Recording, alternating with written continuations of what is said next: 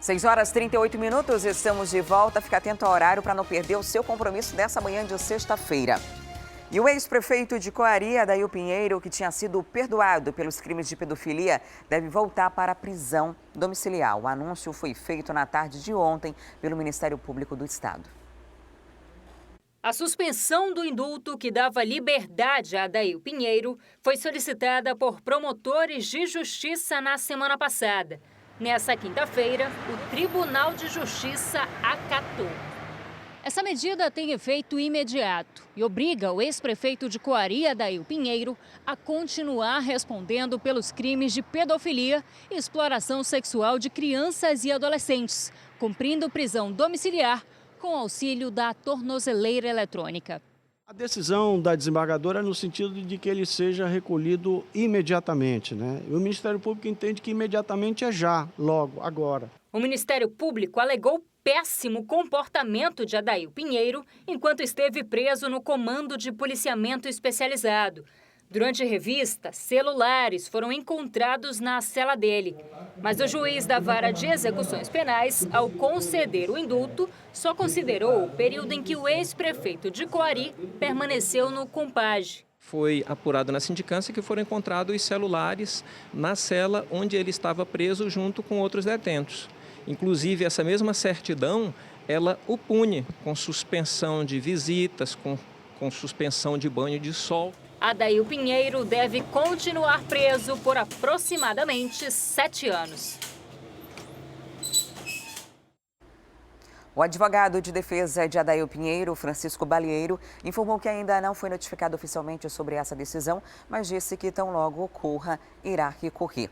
A gente agora continua falando do mesmo assunto, um problema sério, a violência e exploração sexual de crianças e adolescentes. De acordo com estatísticas da Secretaria de Segurança Pública, a SSP, foram registrados 757 casos de abuso e exploração sexual de crianças e adolescentes no Amazonas no ano passado. A maioria é vítima de estupro. Por isso, a Defensoria Pública do Estado decidiu lançar um projeto, Um Novo Amanhã, que tem como foco o atendimento psicológico, jurídico e social a crianças e adolescentes vítimas de violência e exploração sexual, atendendo também o acompanhamento psicossocial aos agressores. Para conversar mais sobre esse assunto, nós vamos receber agora o Rafael Barbosa, que é o defensor público do Estado do Amazonas. Seja muito bem-vindo ao Manhã no Ar. Bom dia.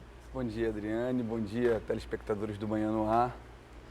Vamos falar desse assunto que não é um assunto agradável, mas é importante que a gente pare para conversar, porque é uma agressão que realmente, além de prejudicar o físico da criança, afeta de forma muito contundente o seu psicológico, gerando danos que são carregados para o resto da vida. Essas consequências, elas podem ser pela vida toda, é preciso ter esse acompanhamento psicossocial para que a criança consiga lidar melhor com uma situação que é tão difícil. Mas para lançar esse projeto, vocês fizeram um estudo, né? Durou 2 anos. O que foi que vocês levaram em consideração para adotar essa estratégia de auxílio às vítimas e agressores também? Na verdade, a Defensoria percebeu, ao longo desses últimos anos, que esse tipo de agressão vem crescendo muito. Os assistidos chegam na Defensoria e nós percebemos de forma até indireta que esses abusos estão acontecendo e não chegavam a informação de que acontecia. Então isso era percebido no atendimento, na conversa, e aí o nosso setor de psicologia, ele percebeu que o atendimento só jurídico ele não é suficiente, porque tem que ter uma técnica para extrair esses depoimentos e essas conversas, perceber esse tipo de agressão. Então, nesses últimos anos, nós começamos a bolar esse plano, entrar em contato com a Rede de Proteção da Criança do Amazonas e, enfim, ontem nós conseguimos colocar em prática esse programa e a gente espera que ele faça parte dessa rede de proteção e consiga, de certa forma, minorar esses danos que são causados nessas crianças. As crianças e adolescentes têm uma grande dificuldade de fazer a denúncia e às vezes fazem para alguém que é próximo, para algum familiar, e o próprio familiar guarda essa informação. Em diversas situações, o problema de exploração acaba sendo visto como algo até cultural e aí é outro tabu a ser quebrado. E para tentar quebrar todos esses tabus e chegar a essa criança com uma facilidade, como deve funcionar esse serviço? Vai ser dentro da sede da Defensoria ou funcionários da Defensoria vão estar em conselhos tutelares? Como vai ser esse atendimento físico? Nós temos duas formas de recepcionar essa criança e esse adolescente que são vítimas desses abusos. A primeira é no atendimento da própria Defensoria, quando um defensor detectar ou perceber que há a possibilidade, principalmente porque nós temos um atendimento de família, da área de família muito grande em todo o estado. Então, quando o defensor, o servidor, perceber que há uma possibilidade de ter ocorrido algum abuso, ele vai encaminhar essa pessoa, né, essa criança e esse adolescente, para o nosso setor de psicossocial, que é um prédio que nós temos na 24 de maio, que tem psicólogos, assistentes sociais, que vão fazer essa investigação da forma técnica, porque o defensor não consegue perceber algumas nuances que o psicólogo consegue. E também a segunda forma de nós recebermos essa criança vai ser através dos próprios conselhos tutelares e de outros órgãos da rede de proteção. Então eu tenho hoje uma reunião 13h com alguns membros do Conselho Tutelar, com o seu coordenador, para justamente acertar esse tipo de comunicação que vai ser necessário para que o projeto ande. Então o Conselho Tutelar que está no meio da comunidade, vai perceber algum tipo de agressão desse tipo e vai encaminhar para o nosso setor agora o projeto Novo Amanhã. A intenção com esse auxílio dos psicólogos é conseguir levantar mais provas, também auxiliar no processo de investigação para que a criança ou adolescente se sinta mais à vontade e conte o que realmente aconteceu? É justamente isso. Ontem, no lançamento, o deputado Luiz Castro, ele conseguiu expressar essa nossa preocupação quando ele disse que o atendimento por um psicólogo, uma pessoa especializada, preserva o processo, as provas que podem ser encontradas e efetivamente o julgamento para punição e responsabilização daquele agressor. Então, isso é muito importante porque com essa análise técnica de um psicólogo, de um assistente social, nós conseguimos evidenciar e fazer provas de que houve agressão e de quem é o seu agressor. A gente está vendo agora as imagens do lançamento do projeto, né, que aconteceu ontem. Eu falei e o senhor reforçou que é um problema que acaba tendo consequências por toda a vida, dependendo de como cada criança e que tipo de assistência ela recebe. Agora, além dessa questão criminal de investigação inicial que os psicólogos vão ajudar a levantar provas, como funciona a parte de assistência a essa vítima? Ela vai ser contínua, vai ter um acompanhamento pós o trauma após aquele momento de denúncia? A nossa ideia é fazer o primeiro atendimento e como o trabalho psicológico não é resolvido numa única sessão, a ideia é que a nossa equipe, que é uma equipe que ainda é insuficiente, mas a nossa meta é até o final do ano conseguir preencher com mais psicólogos e mais assistentes sociais, é passar a frequentar o convívio dessa pessoa e fazer um atendimento contínuo. Porque a nossa intenção é minorar os danos psicológicos que uma agressão desse tipo pode causar. E esse projeto tem um outro traço importante, é que nós também vamos dar atendimento psicossocial para o agressor. Por que isso? Porque muitas das vezes o agressor não sabe que ele tem um problema, principalmente nas camadas mais humildes, ele não tem noção do que aquilo é uma patologia. E essa conversa, esse atendimento também com o agressor pode evitar que ele volte a delinquir e praticar novas condutas desse tipo. Esse é um ponto bem específico do programa e um diferencial, que é essa assistência ao agressor, que normalmente é visto como um monstro, que as pessoas ignoram. Existe até uma espécie de punição específica dentro dos próprios presídios brasileiros para as pessoas que cometem esse tipo de crime, mas é uma patologia, é uma doença em muitos casos. Inclusive, a gente vê fora do país que existem condenações específicas como a castração química, né, castração biológica, de que o homem que comete esse tipo de crime, ele acaba recebendo uma dosagem hormonal para evitar que tenha novos estímulos para cometer esse tipo de crime. No Brasil não tem essa permissão legal, né, para que isso aconteça, mas é um acompanhamento que a Defensoria pretende fazer. Nossa preocupação é proteger a população, e principalmente as crianças e os adolescentes que devem merecer um atendimento prioritário. Então, não adianta a gente trabalhar como se fosse um problema de simples punição, quando essa pessoa pode voltar a cometer novos atos desse tipo e gerando danos para outras pessoas. Então, a nossa ideia é evitar que esse problema volte a acontecer. Então, se for necessário que a Defensoria também se debruce sobre o agressor, também gaste o seu tempo ouvindo e percebendo qual é o seu problema, se é uma patologia, se ele tem realmente noção do que ele está cometendo, a Defensoria vai fazer, porque a preocupação é que a população fique protegida sempre. Evitar novas vítimas, né? Agora, esse atendimento, para quem está acompanhando a gente em casa, tem alguém na família que sofreu com esse crime e está sofrendo ainda, que quiser esse atendimento psicológico da Defensoria, como eles devem proceder? Podem procurar a Defensoria? Esse, como é um projeto novo e prioritário, ele não vai ter restrição de dia. Então, nós resolvemos pegar o nosso setor de psicossocial e dividir por escala. Então, ele vai atender, por exemplo, na sexta-feira, os egressos do sistema penitenciário, que fazem parte do programa do Reeducar. Mas, com relação à criança e o adolescente vítimas de abuso e de violência, não tem nenhuma limitação. De 8 a 1 hora da tarde, lá na 24 de maio, o nosso prédio que fica ali no número 321, então ele vai ser atendido, nós vamos agendar uma visita específica, e se for o caso, novas sessões, porque esse atendimento continua a ocorrer. Então não tem nenhuma restrição de dia, basta ir lá nesse horário que nós iremos atender. Então pode levar direto a criança lá, ou primeiro vai só o pai para fazer o agendamento?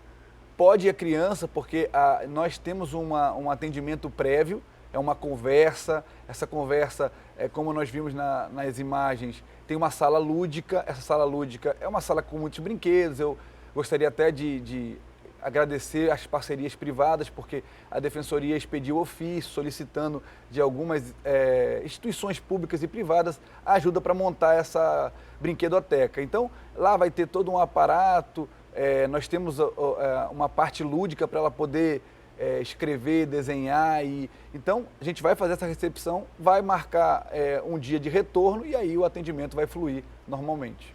Recentemente, a gente teve um perdão presidencial a Adail Pinheiro, ex-prefeito de Coari, que foi condenado por crimes relacionados à pedofilia. Ontem teve essa revogação no Tribunal de Justiça do Amazonas, mas esse perdão de dívida, né? Ele foi condenado a mais de 11 anos de prisão, ele acabou criando uma sensação de impunidade e amedrontando muitas vítimas de tomar o passo de fazer a denúncia por achar que isso pode acontecer em outros casos, né? Diante dessa situação, com esse novo serviço, gostaria que o senhor desse uma orientação para as pessoas que estão em casa nesse momento, de repente, alguém que é vítima ou que conhece alguém que tem uma realidade dessa na sua família, no seu convívio social. A nossa intenção, e a gente quer estimular isso, é que a população não sufoque essa agressão, né? Isso tem que ser colocado, isso tem que ser dito, porque é a única forma que nós temos de minorar esses problemas. Então a gente aconselha a população a sempre que tomar conhecimento, informar, porque a conversa, o diálogo, o atendimento psicossocial são as maneiras mais eficazes para minorar esses problemas. Então não adianta guardar, não adianta reprimir, isso tem que ser colocado para fora, porque é a única chance de evitar que essa criança cresça com danos psicológicos e amanhã seja um agressor. Então é esse também nossa preocupação e por isso que a Defensoria criou esse projeto. Se quiser denunciar, pode procurar qualquer delegacia, pode procurar o Conselho Tutelar e pode fazer o Disque 100, né? Ligar gratuitamente e contar, fazer o seu relato, ou tanto como vítima ou como testemunha de algum caso. Doutor, muito obrigada por sua presença aqui no Manhã no Ar, por trazer esses esclarecimentos para a gente. Recebi o Rafael Barbosa, que é defensor público geral, falando aí desse projeto Um Novo Amanhã. Muito obrigada. Muito obrigado, Adriane. Defensoria, mais uma vez, fica à disposição. Sempre que o Manhã no Ar precisar, nós estaremos a postos. Muito obrigada. Olha, agora a gente vai falar de economia. Em 2016, a produção industrial do Amazonas teve o segundo pior desempenho do país. Os dados são do IBGE, que ainda mostra que o estado ficou atrás apenas do Espírito Santo. Mas, apesar da retração, os especialistas são otimistas para que os números melhorem neste ano. A indústria é o termômetro da economia e, em comparação a 2015, a queda da produção no Amazonas foi de 10,8%. Segundo o Instituto Brasileiro de Geografia e Estatística, o estado superou apenas o Espírito Santo. Nós fomos um dos que mais caiu a produção. Por quê? Porque nós abastecemos o mercado interno. Quando tem uma crise interna, o reflexo maior aqui é sobre a Zona Franca de Manaus, o polo industrial de Manaus. Foi o terceiro ano seguido de queda na produção e refletiu diretamente na redução de postos de trabalho. De 2014 para cá, o polo industrial de Manaus demitiu 50 mil trabalhadores. Os números não são nada animadores, mas o vice-presidente da Federação das Indústrias do Estado acredita que o pior já passou. Os segmentos industriais aqui da Zona Franca de Manaus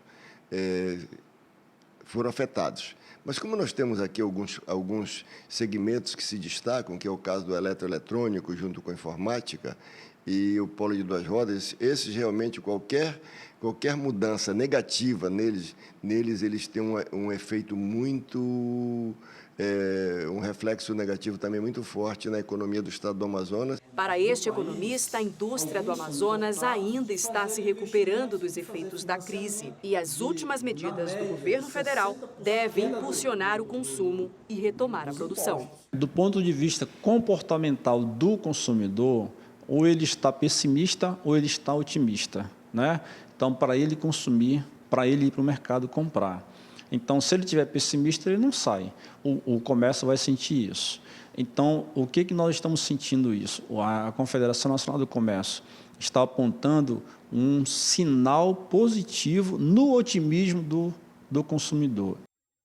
E desde que foi anunciado a liberação do FGTS das contas inativas, a população tem aguardado a divulgação do calendário de pagamento, que deve ser feito agora na próxima semana pelo governo federal. Mas especialistas alertam que precisam ter cautela na hora de investir esse dinheiro extra. A notícia foi recebida com entusiasmo. Nossa, que coisa boa, né? Um dinheirinho a mais sempre é bom, né? Quem sabe, né? Tem essa esperança, né? Ser beneficiado. Só tem direito ao benefício quem deixou o emprego até dezembro de 2015 sem sacar o FGTS. O Ministério do Trabalho estima que cerca de 18 milhões de brasileiros estejam nessa situação. Essas contas inativas têm depositadas nela algo em torno de 41 bilhões de reais. Dinheiro que o governo federal espera injetar na economia nesse momento de crise.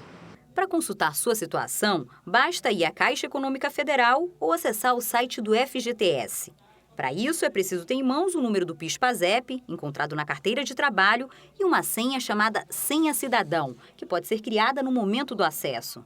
A maioria dos trabalhadores tem saldo inferior a um salário mínimo, mas algumas pessoas possuem dinheiro suficiente para, por exemplo, quitar um imóvel ou veículo. Este especialista alerta: para quem tem contas em atraso, o ideal é usar esse dinheiro para se livrar dos juros pesados, ou mesmo de dívidas a longo prazo. Para quem quer investir, ele aconselha aplicações seguras. O mais conservador, que é a poupança, né? 0,5 mais TR, e tem também os investimentos um pouco mais, assim, digamos, né, não conservadores, né? No caso do Tesouro Direto, que é a Selic, mais os índices de inflação, que realmente dá um rendimento até um pouco melhor. Segundo Francisco, o ideal é traçar metas para esse dinheiro. Dessa forma, se evita gastos desnecessários e que não contribuem para a conquista de sonhos. Acho que o momento assim é um momento de dificuldade, inflação alta, juros altos e o índice de desemprego aumentando. Então, o importante é você fazer um planejamento financeiro, ver realmente qual a melhor maneira de você gastar esse dinheiro, ou quem sabe até reinvestir em você mesmo, fazendo curso, né, se preparando para tentar ou se realocar no mercado de trabalho.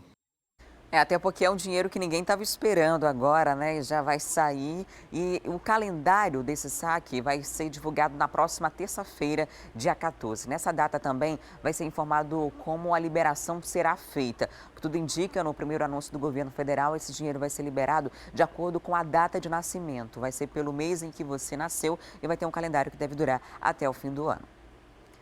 E a Secretaria Municipal de Educação alerta para a finalização dos processos de matrícula desse ano. Mais de 7 mil vagas foram solicitadas, mas ainda falta a documentação desses alunos. E sobre esse assunto eu converso ao vivo agora com a Thea Morel. Olá, Thea, bom dia. Quais os documentos necessários para essa fase e até quando eles podem ser entregues? Os alunos correm risco de não conseguir estudar por não entregar essa documentação? Existem aí várias matrículas, né, que ficaram ociosas, pelo menos 7.432 vagas dentro da Secretaria Municipal de Ensino, né? Essas vagas, elas precisam ser preenchidas até hoje. Esses pais deixaram de entregar a documentação junto à instituição de ensino, né? Você precisa ir entregar a documentação do aluno na instituição de ensino onde você reservou a vaga. E esses pais, infelizmente, ainda não cumpriram esse processo. O prazo dado realmente pela Secretaria Municipal de Educação é hoje. Hoje é o último dia, até porque esse prazo deveria ter sido 3 dias depois de você fazer a reserva de matrículas. E, infelizmente, alguns pais que não deixaram para a primeira hora, né, que deixaram realmente para a última hora, ficaram sem essa vaga, estão com a vaga reservada, mas os filhos ainda não começaram a aula. Para isso, é preciso que o pai vá até a instituição de ensino onde ele fez a reserva de matrícula e deixe toda a documentação necessária, a documentação que faz parte do histórico do aluno e que vai ficar na escola para que esse aluno possa começar a estudar. Como esse prazo ele já foi prorrogado, né, hoje realmente vai ser o último dia. Eu tenho aqui a lista dessa documentação que a gente pode passar para os pais que ainda quiserem aproveitar esse último dia e realmente finalizar a matrícula do seu filho, né? Nós temos aí o comprovante escolar, cópia e original, mas principalmente o original, é justamente aquele histórico escolar que dá conta de que o aluno terminou ou não terminou determinada série e que dá também todas as notas que precisam ser cadastradas junto à Secretaria Municipal de Educação. É preciso levar também a certidão de nascimento original e cópia deste aluno, né? É preciso levar o CPF ou RG, também cópia e original. No caso, o CPF e RG do responsável por esse aluno, né? Tem que ser uma pessoa maior de 18 anos, mas se o aluno também já tiver mais de 18 anos, né? Pode ser o próprio CPF e o RG dessa pessoa. Nós temos também o comprovante de residência, tem que ser um comprovante de residência atual de dezembro a janeiro de 2017, no mínimo, né, para comprovar que aquele aluno mora perto da escola.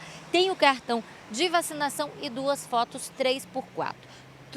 Toda essa documentação precisa ser entregue na escola, na instituição de ensino, que o aluno ainda quer a vaga. Foi feita a reserva, foram aí mais de 200 mil alunos. Na verdade, nós já temos aí 236 mil alunos que estão inscritos nas mais de 400 escolas municipais que existem aqui no município de Manaus, mas ainda existem essas 7.432 vagas ociosas. Falta os pais entregarem esses dados, né, entregar realmente esses documentos para que os alunos possam começar a estudar. E esses alunos, essas aulas já começaram, inclusive, viu, Adriane? Elas começaram no início da semana na maioria das instituições de ensino, algumas começaram até antes. Se esses alunos não confirmaram as vagas, ou até se eles já começaram a frequentar as aulas, mas os pais não deixaram a documentação, esses alunos correm o risco realmente de perder a vaga. E a partir de hoje, se os pais não entregarem os documentos nas escolas, essa vaga volta para o sistema da CEMED e a CEMED vai decidir se vai abrir aí uma nova seleção ou se vai aproveitar essas vagas caso tenha algum tipo de transferência de aluno durante o ano, né, durante os meses que vem aí em seguida, né, essas vagas elas ficam ali, mas infelizmente hoje realmente foi o último prazo dado pela CEMED, porque isso deveria ter sido feito lá atrás, foi prorrogado e a partir de agora não tem mais prorrogação. Ok, Thea, obrigada pelas informações. Então, atenção, pais responsáveis só até hoje para entregar essa documentação. E atenção, rodoviários, usuários do transporte coletivo. A greve do transporte coletivo pode acontecer a qualquer momento. Os rodoviários fizeram uma assembleia e decidiram que isso vai acontecer sim. Sobre esse assunto eu converso ao vivo com a Deilson Albuquerque e a Micaele Cevalho, que estão ao vivo no estúdio da 93.1. Olá, muito bom dia. Bom dia, Adriane. Os usuários do transporte coletivo a qualquer momento podem ser surpreendidos com uma nova paralisação, porque os rodoviários, mesmo com o aumento agora de R$ 3,00 para R$ 3,30, dizem que isso não é suficiente para bancar os custos do reajuste salarial deles. Exatamente, e com isso eles já deixaram bem claro, depois da assembleia realizada ontem, Adriane Diniz, com a categoria que na próxima terça-feira, já que não houve um acordo entre Sinetran e Prefeitura que beneficiasse diretamente os profissionais, os motoristas e cobradores, então já está decretado, pelo menos foi assim determinado na assembleia de ontem, realizado pela categoria, que na terça-feira, meia-noite, greve geral, mais uma vez, assim como aconteceu no início aqui do mês de fevereiro, prejudicando mais de 500 mil pessoas no transporte coletivo. A própria prefeitura, por meio do Sinetran, disse que já recebeu a notificação do Sindicato de Rodoviários, está ciente da situação e disse que vai fazer o possível para que a greve não aconteça. Por outro lado, já está determinado que terça-feira a greve acontece sim por parte do Sindicato dos Rodoviários. Adriane.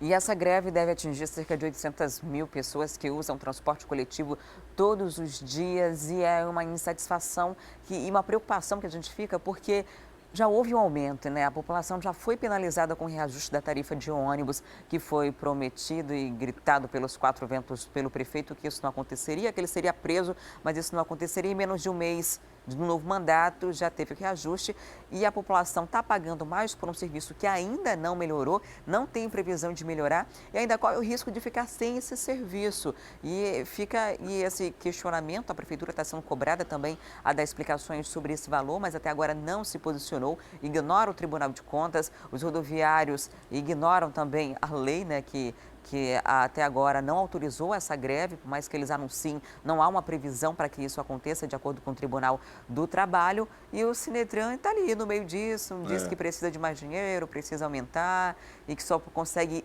dar os 10% de reajuste do ano passado se tiver mais dinheiro nos cofres. É exatamente isso que eles estão cobrando, né? Eles não querem simplesmente esse reajuste de 10%, eles querem o retroativo sobre o aumento, só que isso não vai acontecer, segundo a prefeitura até então. E é essa quebra de braço aí que a população fica no meio e acaba sofrendo. E é por isso que o sindicato já deixou bem claro que na terça-feira eles vão paralisar se o Sinetran, por meio da prefeitura, não der uma resposta positiva, satisfatória sobre o retroativo deles e o dissídio da categoria, Adriane. A gente vai ficar acompanhando esse caso e torcendo para que isso não aconteça, para que na terça-feira os ônibus do transporte coletivo circulem normalmente na cidade. Agora a gente muda de assunto e fala de um prazo que está acabando. São as inscrições para o FIES, o Fundo de Financiamento Estudantil. Essas inscrições encerram hoje para quem tem interesse em fazer um curso superior com financiamento do governo federal. É verdade, Adriane, tem que ficar de olho no prazo, até porque o prazo encerra às 23h59 do horário de Brasília, ou seja, aqui em Manaus as pessoas têm que fazer a inscrição até às 22h59, ou seja, 10h59 da noite. O FIES é esse financiamento que o governo federal oferece para que as pessoas possam cursar aí um curso numa universidade particular e aí o governo financia esse curso, dependendo do valor da parcela, e depois de 1 ano e meio de formada a pessoa começa a pagar, a devolver isso para os cofres públicos. Então, olha, mudaram um pouquinho as regras. Na segunda-feira, o ministro da Educação, Mendonça Filho, acabou anunciando uma redução de 34,7% no valor máximo da mensalidade. Então, atenção aí, os alunos estão de olho, principalmente naqueles cursos mais caros, como, por exemplo, medicina. A parcela do curso não pode, hoje, ultrapassar R$5.000 por mês, tá certo? Se o seu curso estiver dentro aí desse parâmetro, aí você já pode ficar de olho no FIES. Agora, tem outras características que você não pode sair ali e fugir às regras. Uma delas aí é quanto você tem de renda familiar, de renda bruta, né? Não pode ultrapassar os 3 salários mínimos, ou seja, R$ 2.640. Então, fique de olho se você se enquadra, aí sim você pode se inscrever numa dessas 150 mil vagas. São muitas vagas para o Brasil inteiro, né? E aí o resultado deve sair só no dia 13. Não esquecendo que o FIES aí é um financiamento do governo federal que financia cursos, né, em faculdades particulares para quem não tem condições de pagar esse ensino, e o prazo até às 10h59 da noite, horário de Manaus. Você pode entrar no site, munido dos seus documentos, CPF, identidade, e fazer a sua inscrição e aí concorrer a uma das 150 vagas. Isso é bom, né? Principalmente para quem está correndo atrás de cursos como medicina, direito, que são caros, né, Adriane? Muitas vezes você não consegue a vaga numa faculdade pública, que são muito concorridas. De repente, conseguir um financiamento desse ajuda, só não esquecendo que você vai ter que pagar depois o financiamento. É importante lembrar que tem que quitar esse débito, né? Porque a gente tem a prova para se inscrever no FIES, você precisa ter feito o Enem. Pode ter sido feito o Enem em anos anteriores também, né? Desde a partir de 2010. 2010 para cá, você pode usar essa nota e se inscrever. Quem não conseguiu pelo SISU entrar nas universidades particulares, não conseguiu pelo ProUni, que é concessão de bolsa nas universidades, na verdade, SISU nas escolas públicas e a concessão de bolsas do ProUni em escolas particulares, pode tentar esse financiamento. A vantagem é que durante os primeiros anos da faculdade, você só paga os juros do financiamento. E esses juros é pago ou trimestralmente ou semestralmente. Então, você não tem aquele impacto financeiro e quando terminar a faculdade, tem ainda um prazo para quitar esse débito, provavelmente durante esse período você já vai estar no mercado de trabalho, então facilita aí para você conseguir quitar. Pode ser um financiamento parcial, pode ser um financiamento total, só até hoje na internet, né? É verdade, só até hoje pela internet, então fica todo mundo atento. A gente vai, de vez em quando, dar uma olhada por aqui, vai estar passando as informações também aqui na Rádio Acrítica de como é que está o site, porque nesse último dia a gente sabe que sempre tem aquela dificuldade, né? Muita gente acessando e aí o site fica mais lento, tem que ter um pouquinho de paciência, mas vale a pena, né? Para ter o seu sonho realizado, fazer a faculdade, que é a sua profissão, do seu sonho aí, vale a pena. Num momento de crise como esse, um financiamento vem bem a calhar, né? Se vale a pena. Olha, agora a gente muda de assunto porque está acontecendo uma revista em uma das unidades prisionais aqui de Manaus. Qual é a penitenciária? É no Puraquequara, Adriane, na zona leste da capital do Amazonas. A Secretaria de Segurança Pública recebeu denúncias de que os internos estavam recebendo, né, celulares, assim como também drogas, e em consequência disso, realizou agora, desde as 6 horas da manhã, está realizando essa revista na unidade prisional do Puraquequara. São aproximadamente 100 homens do grupamento Marte, do Canil, da Ronda Ostensiva Cândido Mariano, como a gente vê, inclusive, aí, ó, os profissionais nestas imagens que chegaram até a nossa equipe de produção da Rádio Acrítica e da TV Acrítica. Eles já foram retirados de dentro ali dos pavilhões das celas, estão naquela área ali onde eles praticam o esporte, né, principalmente o futsal. São 2 quadras que ficam à disposição deles lá. Então o Choque, a Ronda Ostensiva Cândido Mariano estão fazendo essa revista neste momento para tentar encontrar celulares, dinheiro também, assim como drogas. A gente ressalta que recentemente o agente penitenciário que estava há 20 anos no sistema foi encontrado, né, com dinheiro, drogas, entorpecentes, celulares, carregadores. Então, em decorrência disso, depois da denúncia que chegou lá do Puraquequara, que isso estaria entrando também para lá, aí esses 100 homens da Polícia Militar foram para lá, estão realizando, daqui a pouco eles vão concluir, a gente vai trazer o resultado também, esperamos ainda aqui nesta edição do Manhã no Ar e também do Acrítica Notícia, Adriane. Problema complicado, né, Adriane? Difícil de pôr fim aí, de se chegar a um fim, esse da entrada de celulares, de equipamentos, de armas, de drogas dentro dos presídios. Eles estão tentando nesse trabalho árduo, por isso esse trabalho lá dentro do presídio. De vez em quando eles fazem esse tipo de revista inesperada, mas ainda é complicado, né, para os policiais conseguirem conter essa entrada de tanto material.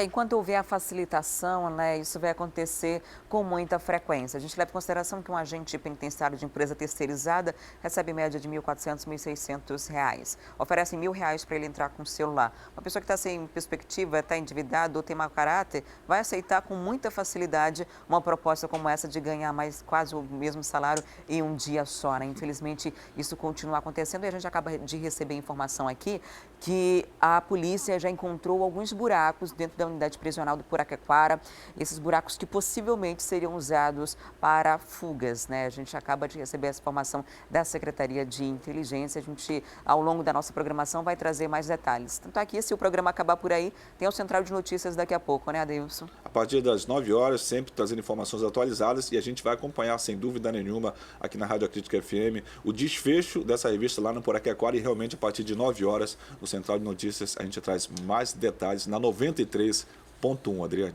Tá certo, olha, muito obrigada pela participação de vocês, um ótimo dia, bom fim de semana, e a gente volta a conversar mais uma vez na segunda. Até lá.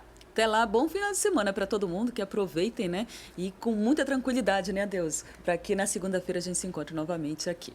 Bom fim de semana, Adriane. Obrigada, até mais.